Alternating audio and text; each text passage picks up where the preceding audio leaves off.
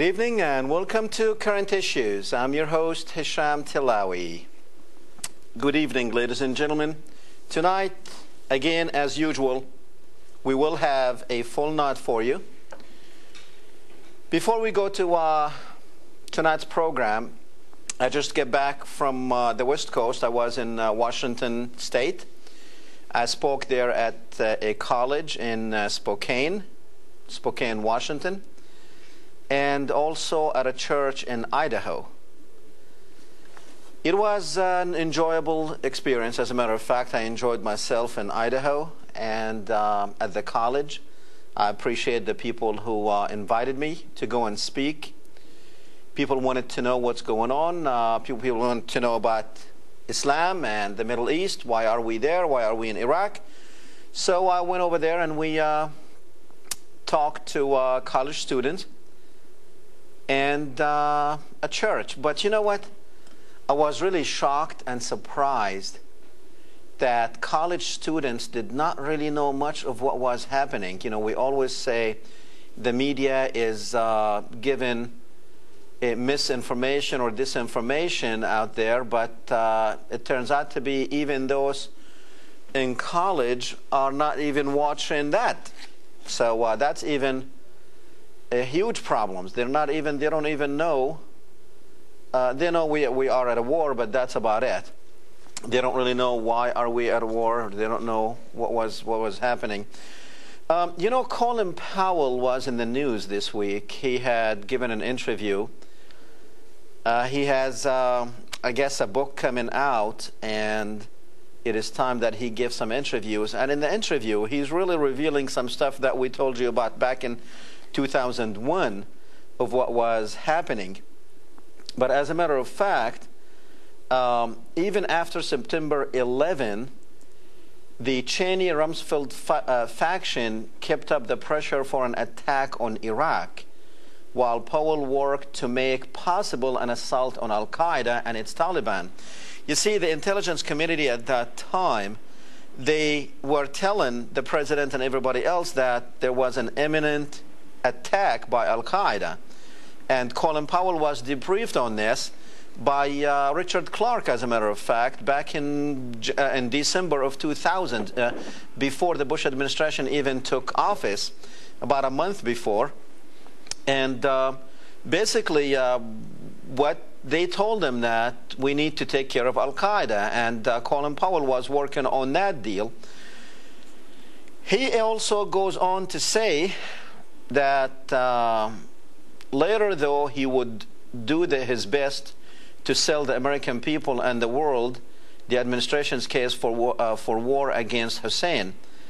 You see, what he is saying, that there were a cabal within the Bush administration that wanted to go attack Iraq before September 11 even took place. And the one who really led that was Paul Wolfowitz. And Colin Powell is accusing, actually, and he's saying, he's referring to these people who were in the Bush administration as the Jinsa crowd. He said it was full of them. Now, the Jinsa, J-I-N-S-A, that is the Jewish Institute for National Security Affairs. And according to Colin Powell, it was full of them, which means the Bush administration, the neocons, the Rumsfeld cabal, that's who these people were. And even though Iraq at that time was not, and it never was, a danger to the United States, these people wanted to go and destroy it, which basically it reaffirms our notion that we went and destroyed Iraq for Israel. And we have been saying this, that the primary reason, now you might talk about oil, you might talk about Saddam killing his own people, you might talk about Saddam's link to September 11th, you might talk about his weapons of mass destruction, which all of these have proven to be false. But that's what they told you, that was the reasons to go. So the only other reason, since these are, even the president himself, he said that Iraq does not have weapons of mass destruction, or did not have weapons of mass destruction, and Saddam did not have a link to 9/11. And the question is, why did we go? And Colin Powell gives, actually, we had told you why we went, but what Colin Powell has done is reaffirmed what we have told you about 3 or 4 years ago, actually.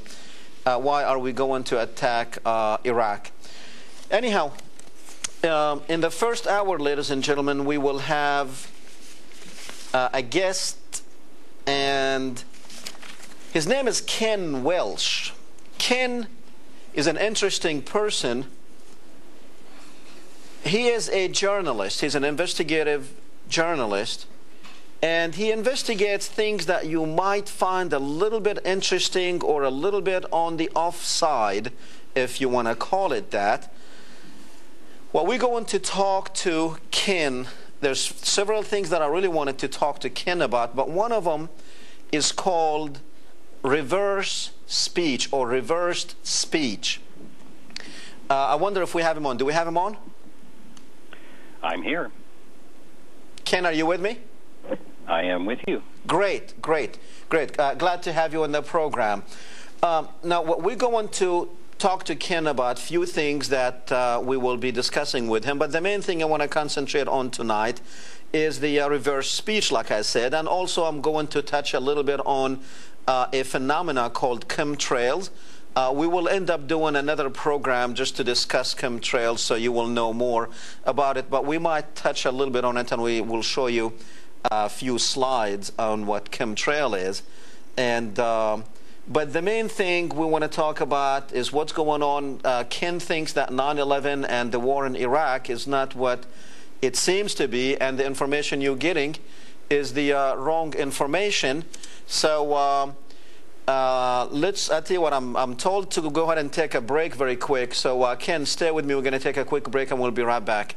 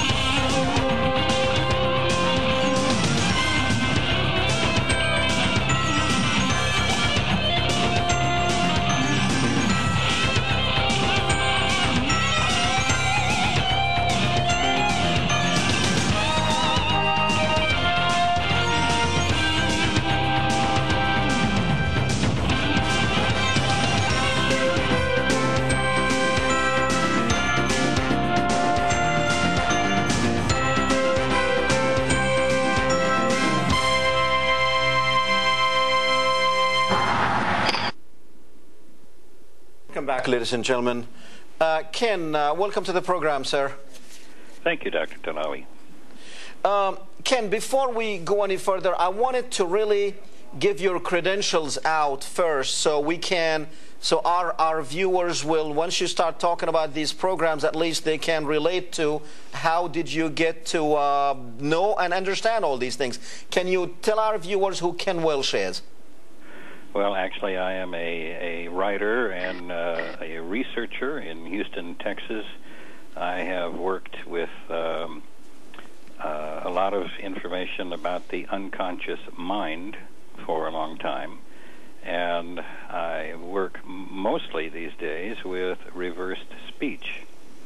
That is a field of, actually, I think you could even say science, a little bit of art to it, but it has to do with picking up unconscious thoughts that appear in people's speech. It's been around for quite some time. You probably haven't heard much of it lately, but if you were into late night talk radio, like the Art Bell Show or some others in the late 90s, millions of people tuned in to listen to reversed speech from Bill Clinton and other political figures, but that's haven't seen much of it on radio for quite some time. So now, when you say reversed speech, all you mean is listening to a recorded speech backwards. That's exactly right. People have a conscious mind, and they also have an unconscious mind, which is also working and trying to comment on things. It seems to have its own thoughts. It was always thought to be silent, but in fact, if you record someone speaking, play that material backwards, slow it down a little bit, you will begin to pick up words and phrases that are actually coming from the unconscious, and also some of those little surface thoughts that go through your head very quickly, and you don't even hardly notice them while you're actually maybe thinking of something else. So it's kind of like telepathy, eavesdropping.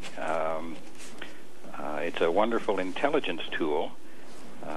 If you really want to know what's going on, then reversed speech is the very best way to find out.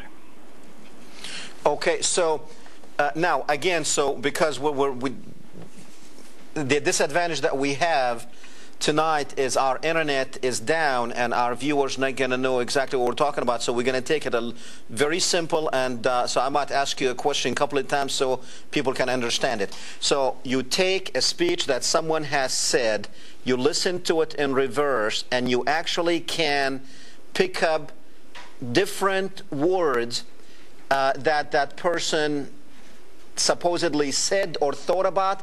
Is this like a subliminal message thing, Ken?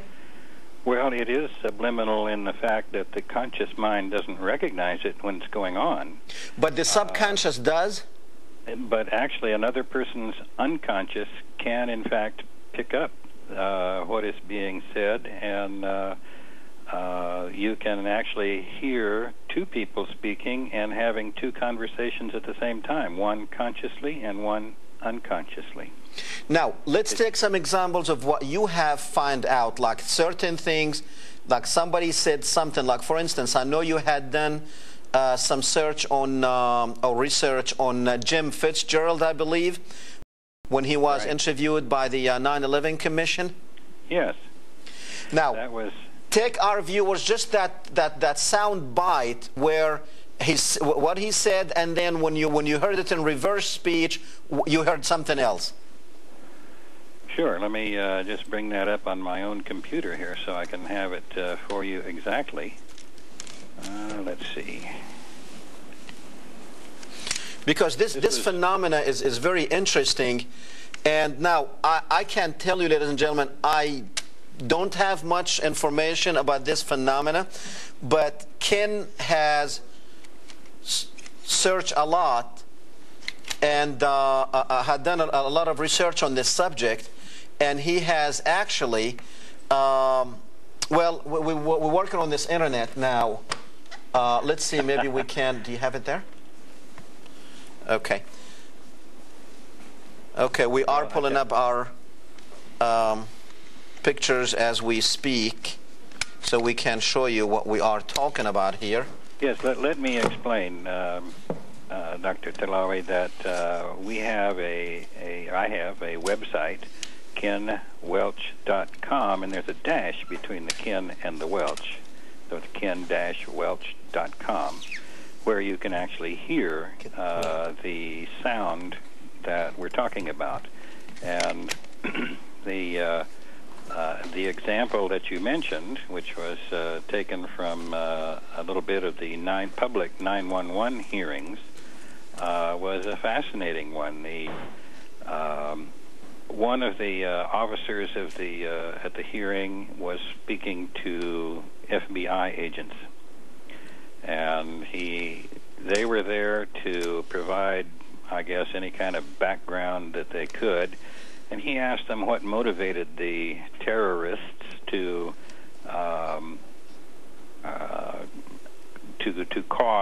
attack the World Trade Center. And so when this particular agent, his name was Fitzgerald, spoke, the very first thing that he said was that the terrorists were motivated by outrage against the United States. Well, what happens is that the unconscious mind will take a word like outrage and immediately remember something, and it may speak that thought that it's remembering.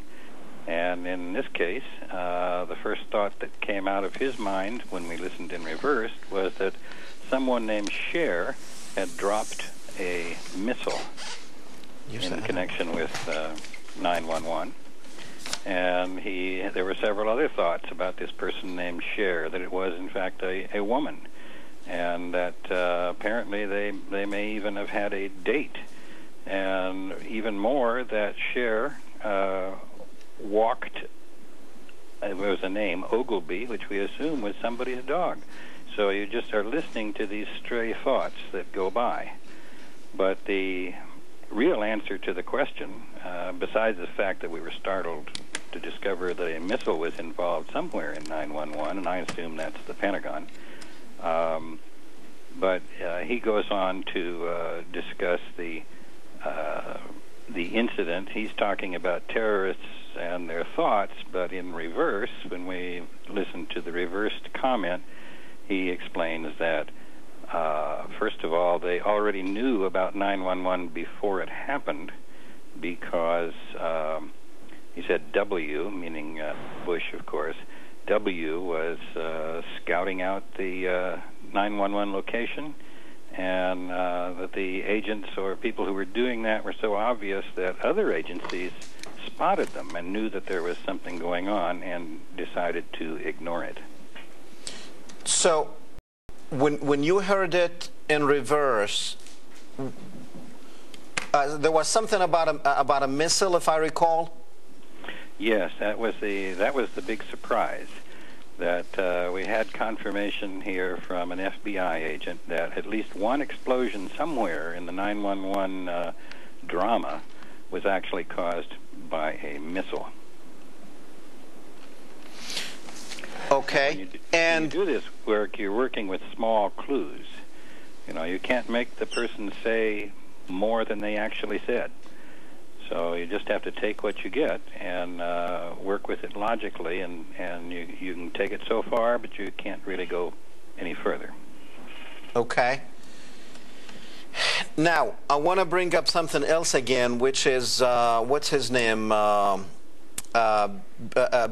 you know, the first guy that was beheaded? Yes, indeed, Nicholas Berg. Nicholas Berg. And you're saying that when you did the reverse speech, of course, you know, at first they told us it was Zarkawi who committed that, but you don't think it was Zarkawi because of this reverse speech that you have done. Can you tell me a little bit about that? Yes, well, you probably remember when that event took place, it just horrified everyone. There was a video which was put out mostly on the web. You just see a few images from it, or saw a few images from it on network television. Goodbye. You go on the web and get the whole thing. And it was a very strange video. It didn't look right. Lots of things about it had people saying this has to be a fake. But of course, the first thing was no one really wanted to believe that anyone had been killed like that so brutally and on camera. So everybody wanted it to be a fake. But of course, then Berg turned up, beheaded, and finally we all realized that yes, indeed, he had been killed. Now, a friend of mine was actually looking at that video. They were looking at the sound from it, and because we were looking for any kind of clue buried in the sound about the place that it might have happened and so forth, and we couldn't really come up with much. But before he deleted that sound file from his computer, he just out of habit reversed it and started listening to the reversed sound. Now, if the terrorist who made this big speech and then killed Nick Berg, if that terrorist had been an Arab, then the reversed sound would have been reversed Arabic. It would have made no sense at all to an English speaker, and But lo and behold, the reversed sound was all in English.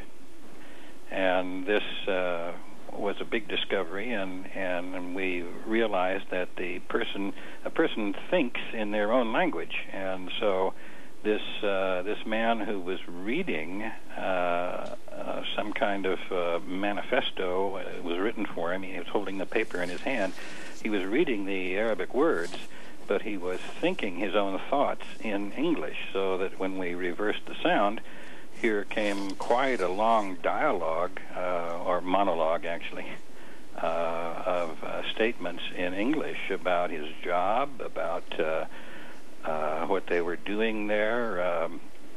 It's quite an impressive list, and we have quite a lot of that on the website now. Not all of it. It would just take forever, because the man was just... when you're under stress, these speech reversals are almost continuous. The unconscious mind wants to speak out about what's happening. Okay, now, let's stop right here and let's try to simplify what you just said. In reverse speech, if you're speaking Chinese, your reverse speech is going to be in Chinese. If you speak Arabic, your reverse speech is going to be in Arabic. But if you're speaking a language as a second language, but you're thinking in your native language, then your reverse speech will be in English or in your native language. Right. The reverse speech would normally be in your native language until the point where you get so good at that other language that you are actually thinking in it. Then Okay. you'll find a mixture. Okay. Now, when you reversed speech, this person who did the beheading and who read the statement, who's supposed to be Zarkawi, but you're saying in the reverse speech, this person was actually thinking in English. That's absolutely correct. Okay. Now, what did he say in the reverse speech? Well, the very first thing he said was, "I'm David Mertha." In other words, he gave his name. Now, that's very unusual. It's never happened before that I know of. But we learned as we followed along, this is a career military person, and he has been taught that when he stands up in front of people, that the first thing he does is to introduce himself. It's a courtesy, and the poor guy did it right there, unconsciously giving his name, even though consciously he was trying to, beginning to read this, I don't know, manifesto or whatever it was that he'd been provided with. Okay. We figured out that he was probably a sergeant, and that most of the men behind him, behind Berg in the picture there, are NCOs or sergeants in the American Army. Now, Ken, how accurate? I mean, is this a science? This reverse speech, is it science? It is becoming a science. There are various levels of skill. I must say that you need to work with it quite a while, and you get better at it and better at it as you go along. It's very time-consuming, though, so not too many people take it up. You have to be able to identify the words and phrases. And then using a sound editor, you can kind of pick those out and set them aside to be played all by themselves, which is what we do on the website here, so that people can listen to them and hear the person's own words. They do sound a little strange. The speech is actually controlled by what the person's mouth is doing as they speak in their normal, the normal speaking. So sometimes there's a rising and falling tone, sometimes a sing-song sound to it. It's not doesn't sound normal, but it's usually perfectly understandable. Okay. Now, has any research been done on this by universities? I mean, to me, this was a new area for me to even learn about. Has this been research at universities that this reverse speech really is what it is? To the best of my knowledge, no. I think some were interested, but in its when it was originated, the person who discovered it was very interested in keeping control of the whole thing, and I think that there was a lot of problem with that. But also, the government itself is very afraid of reverse speech, and you can see why if you go to the website, and very much discourages, I think, anyone from acknowledging that it is even real. So it's like something that you and I can use and we can share around with other people, but it will, I expect for a long time, be something that you will never see any official acknowledgement of. But I mean, my question, I don't know if you answer my question, has any research been done at a university about this? I would just say I don't know of any. You don't know? Okay.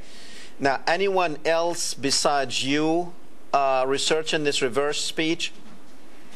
There are others, and all you have to do is put the words reverse speech into your Google or whatever search engine, and you'll find a lot out there.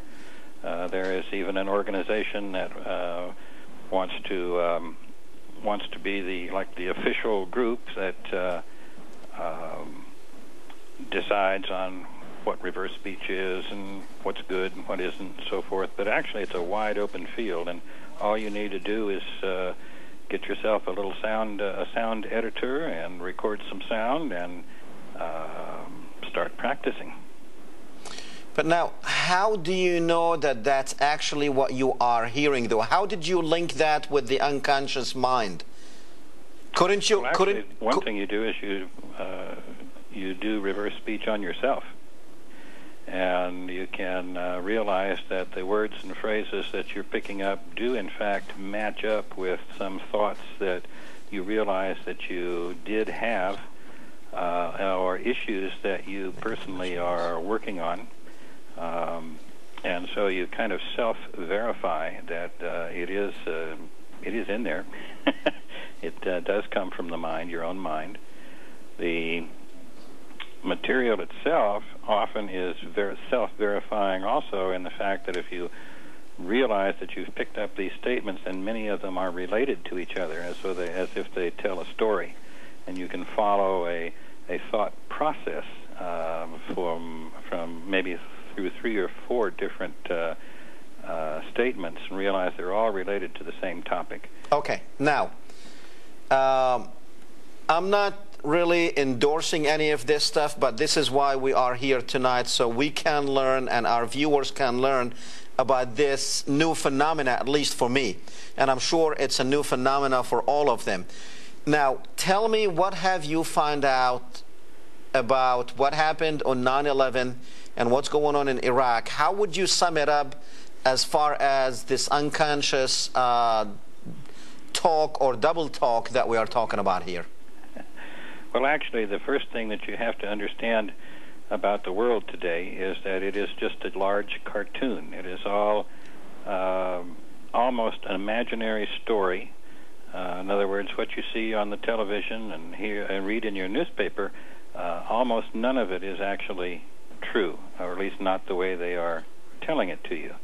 And we have a very false picture of the way the world works because of this intense sea of propaganda that we're all floating in. From 9/11, 9/11 itself was not a big issue with me. To me, it was so obvious that it was a false event that I didn't pay too much attention, but I was interested in, for instance, the man Larry Silverstein, or Silverstein, I don't know how he pronounces his name, who owned all those buildings, and he had a famous, rather famous quote where he was working with a documentary film crew for a few minutes. They were interviewing him, and he indicated that building number 7 was deliberately demolished at the end of that day, and then later denied it. But when I reversed the statement that he made, he actually just simply added more detail, which is quite normal. added more detail to what he was telling the reporter. And the detail was that someone that he knew their name and named them, actually watched the demolition boss trigger the explosion, and used another word that they shot the explosives. And so it was like there's no question once you put all the statements together that the building was deliberately blown up. Okay, so now we did see the interview with Silverstein, and he did say pull it. But now you're saying when you heard his speech in reverse, you actually found out more things about it. Yes, it's very common for a person who is they're talking about something.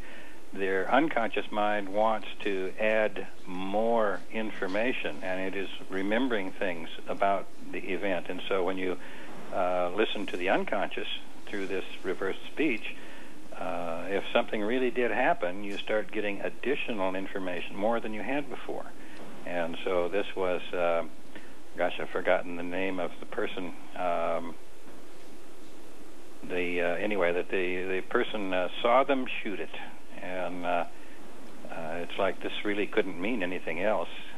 So I didn't see any leeway in the interpretation. Because I'm looking. We're looking at a slide right now of the vicinity there in New York, and Building 7. Actually, there's Building 6. It's much closer to the tower than Building 7, and Building 6 survived with no problems. But yet Building 7, which was really hardly any damage done to it, was the one that was demolished. So what are we coming out with all this? That al-qaeda did or did not, or played only one part? Because, when I remember Nicholas Berg beheading was probably a turning point in the Iraq War. Absolutely. And you're saying that we might have committed that? Well, since the Berg beheading was obviously committed by military intelligence people, their footprints are all over that, then we have to take a look at the identity, this Zarkawi identity, and realize that there is something phony about it. Now, the next beheading, we're looking at that now, is a Korean named Kim, who that person who claimed that he was Zarkawi was not the same man. And we can tell that from both from the sound of his voice normally, and also in reverse, he also seems to be speaking in English, but we have not completed our analysis of that. But the important thing is that we have, coming from a U.S. intelligence source, we have this identity put forward. And of course, at the time, the news from the Middle East was that, yeah, they had heard of Zarkawi, but the best information was that he was dead. So I think they picked a dead man and gave him, claimed to be that man. Now later, since you know that the first man was a U.S. intelligence person, later when you find that al-qaeda is saying that they have communicated with him and he's their best guy, and they're very proud of him and so forth, you're wondering, well, now, if Zarkawi began as a U.S. operation, why is al-qaeda endorsing the man? And the idea is that you can take one piece of truth using this reverse speech and anything else that you can find. If you can take one piece of truth and hold on to that very tightly, then as you look at more stories, you can begin to see where, well, if these people have endorsed Zarkawi and say that he is their man, what does that say about them? Okay. who are they? Okay.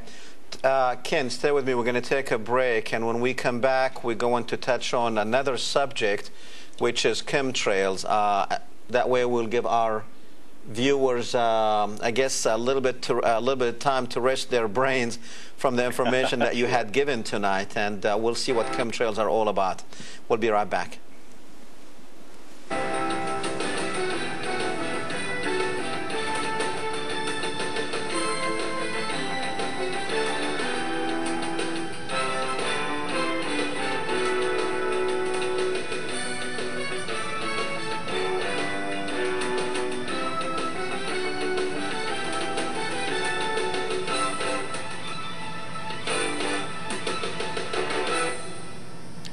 Welcome back, ladies and gentlemen. We are speaking with Ken Welch.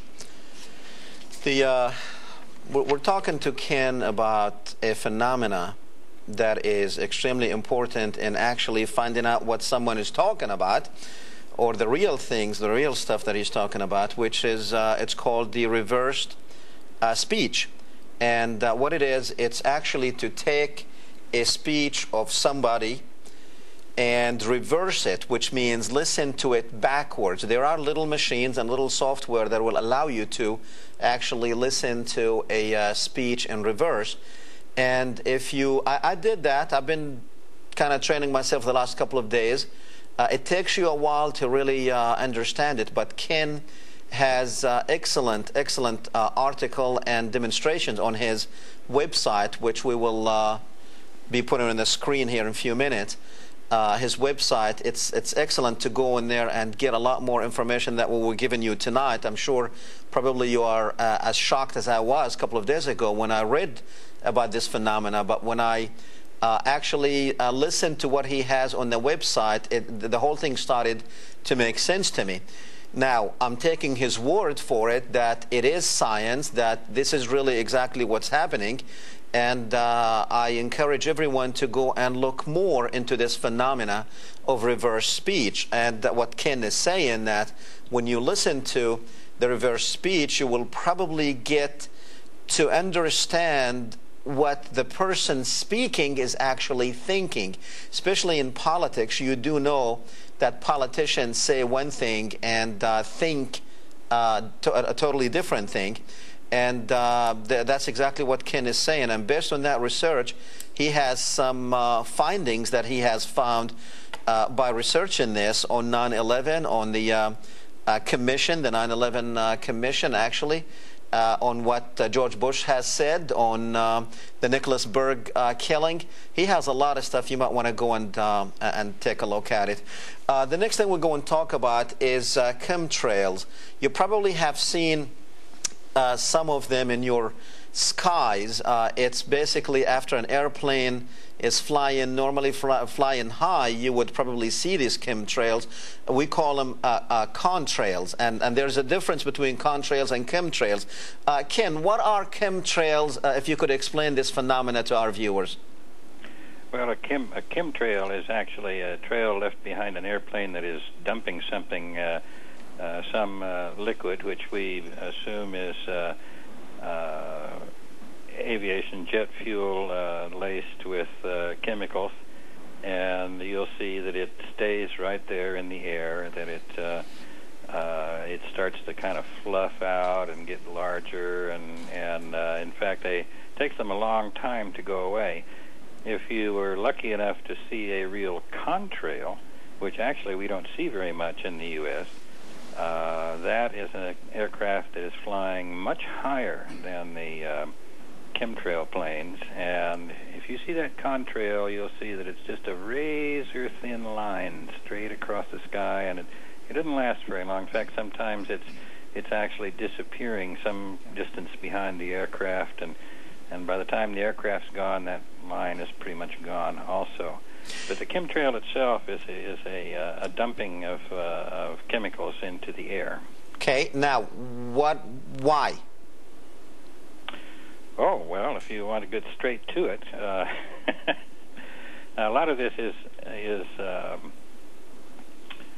it's conclusions that people have come to after studying this for a long time, and not everyone agrees on what it's all about. I have my opinions, and I'll tell you what they are. They are difficult to substantiate right now, although I think we'll get there pretty soon. The primary chemical that is present is a pesticide. It's called ethylene dibromide, and we believe it was put into jet fuel back in 1991.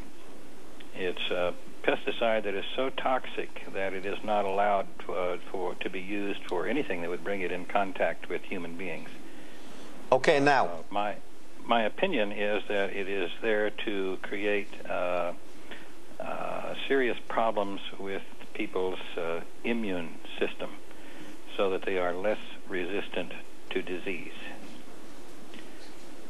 Of course, it wouldn't make any sense to do that unless you planned on delivering a disease, and I think we can see that happening in the news as we talk about bird flu, and we're being promised a pandemic in the future.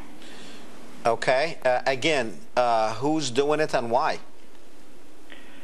Well, I was very puzzled over that, because even then, when we had the first clues as to what mechanically was happening, there was still this question of, well, why? What's going on? And it took a while, but what we're looking at here is a group of people who are called baby boomers. And this is this huge, vast number of people who are about to retire. Now, most Western countries, and by the way, it is mostly Western countries where you see chemtrails, most of them have social programs where people are taxed in some way during their working life, and then the government is supposed to take care of them when they retire. Well, we have this huge number of people who are about to retire, and there simply is not enough money to pay for all of the things that they have been promised. And so my opinion is that a decision was made a long time ago, let's say 20 years ago, that when this time came, it would be a good moment to have some kind of illness or disease just wipe out a lot of them, so they couldn't be filing for all those benefits. So that's a pretty dreary and dark interpretation, I know, but it's the only conclusion I have been able to come to. Has any scientific studies been done on exactly what it is? Because the contrails, that's natural phenomena, right? Yeah, contrail is a natural phenomena. A plane has to be flying at a certain altitude, way up where the air is very, very cold, to produce the contrail. Now, but you can measure the altitude of chemtrail planes in several ways, and they don't fly that high. Okay. Has anyone collected any samples and studied what material this is? I know of one set of samples that were made on the ground. When the chemtrails first appeared, people wanted to get in an airplane and fly up to the chemtrail cloud and suck that in and test it and so forth. And they were all told that, well, this would cost so many thousands of dollars, and nobody could raise the money to do that. And it kind of went by the wayside, didn't happen. However, that chemical, ethylene dibromide, is actually 6 times heavier than air, and the first thing it does is fall straight to the ground. So it's not up there in the chemtrail anymore. It's blowing along the ground, and people are breathing it in, and anybody that's downwind from that location. So there is a test kit. You can purchase. It looks like little glass vials for ethylene dibromide, and if you can put together some kind of little pump to pump air through these little testers, the material in there will change color if ethylene dibromide is detected in the air. And I know of one set of samples where that has been done. Hopefully, we might see that on the web someday. Now, is there any other usage for this? Maybe maybe this is a form of pesticides or killing the mosquitoes, or maybe... Oh, listen, we came up with 1,000 reasons. They first appeared in December of 1998. Wasn't very, only in a few places, but that's when they were first noticed. And during 1999, of course, everyone was excited about Y2K and trying to figure out what was going on with that, and chemtrails were a big, big topic. But the question of what could it possibly be about, gosh, we went thousands of different possible answers, and we looked at all of them and could not come up with a thing that made any sense at all. Now, what about the government? I mean, I'm sure the government was questioned about this. What's the government's response? Actually, there is no response at all.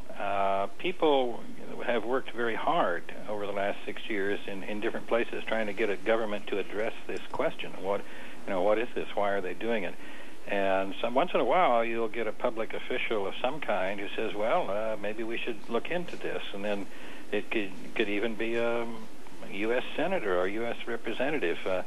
But very shortly, they will come back and say, no, there's nothing to it. Sorry, we're not going to look into this. And it's like it's the one thing that government must never, never, never talk about. That is strange. Do we know if this is concentrated like in one area of the country, or is it mainly like major cities, small towns? Actually, the only thing that you can say is that it is more dense around centers of population. If you fly cross country, you can observe chemtrails from your airplane. They're actually often lower than you. When you get near the Rocky Mountains, for instance, they just begin to drop away. You don't see them anymore. And then when you get back to areas of civilization, there they are. So it's actually widespread, been going on everywhere. I think people don't realize what a huge operation this has been. There's probably 200 or 300 aircraft involved in the U.S. alone. And they're in European countries also.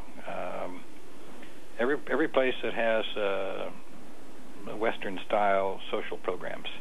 Took a while to put that together, but that's what it is. Western-style social programs and a baby boom generation from the end of World War II. Now, are we seeing more people dying in those areas than other areas where no chemtrails are present? Actually, what you'll find is that people are a little bit sicker.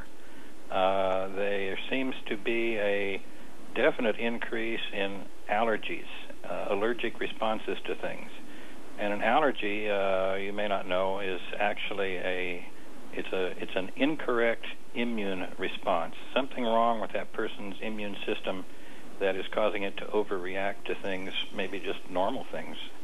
And it's very, very typical. You can see how many advertisements there are on television for allergy medications that lets you know that this is actually a much larger problem than people think. Now, what about if, I mean, this is just a speculation on the researchers' part, right, that this is to slow death the baby boomers? That's true. There's no concrete evidence. I should say that there is no specific proof of what it's all about, except that it's like the only logical answer when you really get down to it. So it also could be maybe there is something that we don't know about that the government is actually fighting. Maybe there's some type of a disease they don't want to scare people about, and they are using this to as a sanitizer. Could that be? But they don't want to tell us about it, so they want. We thought of all kinds of issues like that. For instance, suppose that there was an alien organism, something that was in the environment that had to be killed.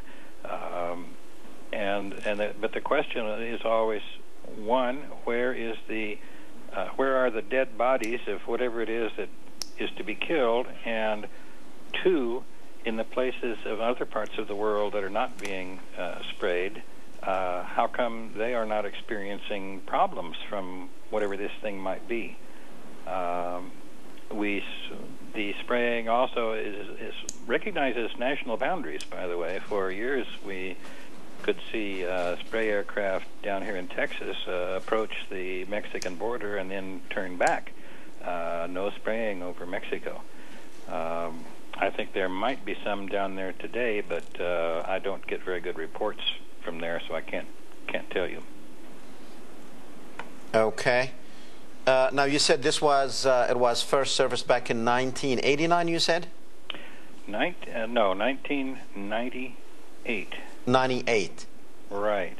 About 13 months before Y2K. The first sighting was the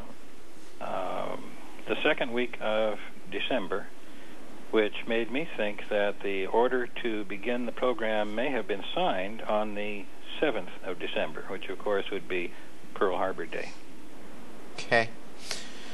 Oh boy, that is interesting phenomena, and not really sure. Has the mainstream media ever done stories on this? Once in a while, you will see a story in maybe a community paper, something that is not immediately controllable by the the powers that be and networks and so forth. But no, you won't see much of it anywhere in the media. It's a taboo subject, which of course is a red flag to everyone. Several things that we noticed during that first year were big clues that something was wrong. But we were all confused because Y2K had everyone so excited. One thing that happened that year was that the government ordered 3 million body bags from a company in the northeast, and 3 million was such a huge number that, of course, the word got out right away and caused quite a bit of interest on the internet. The company had to call a news conference and say, well, they just did not discuss their customers' orders. But 3 million body bags, we thought, well, gosh, what does that have to do with Y2K? And finally we realized, well, it'd take a long time to deliver those. And so I really think that they are for the pandemic. Which is related to chemtrail. Yes, because that very same year, 3 universities, or institutions, I should say, announced suddenly that they were going to go on expeditions to the Arctic to find living examples of 1918 influenza. And I don't know if you've been following the pandemic story, but it is all supposed to be a repeat of 1918. And it is a fact now that we have living 1918 influenza in the laboratories. They've admitted it. And so I think pretty soon when you hear that bird flu has mysteriously changed and become a killer influenza, it will be doing so at a time and place that has been chosen ahead of time. Ken, unfortunately, we are completely out of time. I think we needed probably about 5 hours just to go through this. Only have time to say thank you, sir, for coming on the program. It is my pleasure. Thanks. Good night. Ladies and gentlemen, we'll be back in 5 minutes. We're going to have Dennis Morisseau. We'll be right back.